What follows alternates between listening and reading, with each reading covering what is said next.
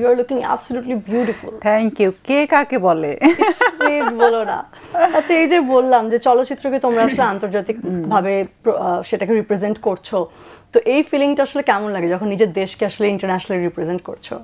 এটা তো সবসময়ই অনেক বড় পাওয়া। যখন বাইরের দেশগুলোতে যখন আমরা যাই, তোমার ধরো অনেক সময় দেখা যায় যে পুরো সিনেমা তো দেখানো সম্ভব নয়। যখন ইউটিউব থেকে ট্রেলারগুলো দেখানো হয় বা বিভিন্ন কাটিং টাটিং দেখাই, মানে যারা ধরো অনেকটাই আইডিয়া করতে পারে বা অনেকেই জানে যে বাংলা সিনেমা সম্পর্কে, তখন ওরা অনেকেই মানে সারা পৃথিবীতে তো বলিউড এক কথায়, তখন বলে যে very similar to Bollywood films.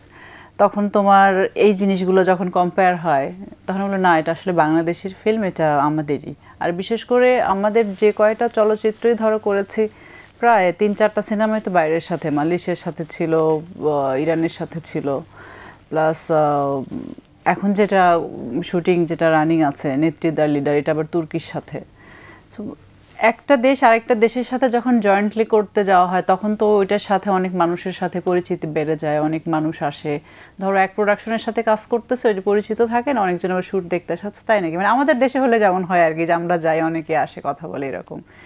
তখন মনে হয় যে না, আসলে অন্য দেশের মানুষ যখন আমার দেশ সম্পর্কে ভালো বলে, তখন আসলে বাইরের দেশের মনটা অনেক ভরে যায়।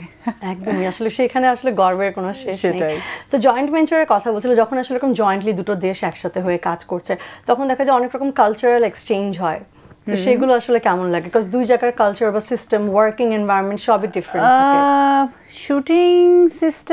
শুটিং তো একই রকম দেশ বিদেশে মিলিয়েই। তবে আমার কাছে যেটা মনে হয় যে বাইরের দেশে যে জিনিসটা আমার সবচাইতে বেশি ভালো লাগে, সেটা হচ্ছে টাইমিং। ওরা টাইমিংটাকে এত বেশি প্রায়োরিটি দেয়, মানে এটা বলার বাইরে। যেটা আমি বিদেশিদের কাছ থেকে শিখেছি, যে ধরো কল টাইম আছে ভোর 5টায়, একদম ওইটার আমাকে 10 মিনিট আগে যেতে হয়, বাট পরে না। ইভেন দেখো, আমরা কিন্তু বাঙালি অলওয়েজ লেট সব জায়গায়, আমার দেশের মধ্যে আমি নিজেও অনেক লেট করি, কিন্তু যখন আমি বিদেশে যাচ্ছি না, বাইরের ইউনিটের সাথে কাজ করি, তখন আমি অন টাইম। তো এই জিনিসগুলো আমি শিখেছি, যে কিভাবে মানে অন টাইমে তোমার স্পটে যেতে হয়। প্লাস হচ্ছে তারা একটা আর্টিস্টকে, একটা ছোট আর্টিস্ট হোক, তোমার শুটিংয়ের স্পটে তারা যেভাবে রেসপেক্ট করে, সম্মান দেয়, মানে এটা আসলে এটা খুব শিক্ষণীয় বিষয় বিদেশিদের কাছ থেকে। কারণ আমরা কি করি, আমরা যারা সিনেমার মূল যারা আর্টিস্ট, লাইক হিরো হিরোইন বা ভিলেন, মেইন ভিলেন আর সিনিয়র কিছু আর্টিস্ট থাকে সিনেমার প্রয়োজনে, যেটা হয় তাদেরকে আমরা প্রায়োরিটি দিচ্ছি বা তাদেরকে নিয়ে খুব মাতামাতি করতেছি। বাট আসল বিউটিটা কিন্তু তোমার আশেপাশে যারা আছে সবাইকে মিলে, সেটাই। যেমন দেখো, আমি কথা বলতেছি, কিন্তু আমি কথাগুলো বলতেছি, সামনে অনেক মানুষ আছে তাদের সাথে। সো তাদের ইমোশন, ফিলিংস, তাদের বিউটিটা যদি দেখানো না হয়, তাহলে আমার বিউটিটা তো বের হবে না। সো এই জিনিসগুলো আমার কাছে মনে হয় যে আমরা এখনো অনেক দূরে বাংলাদেশ ইন্ডাস্ট্রি, মানে বাইরের সাথে কম্পেয়ার করতে গেলে।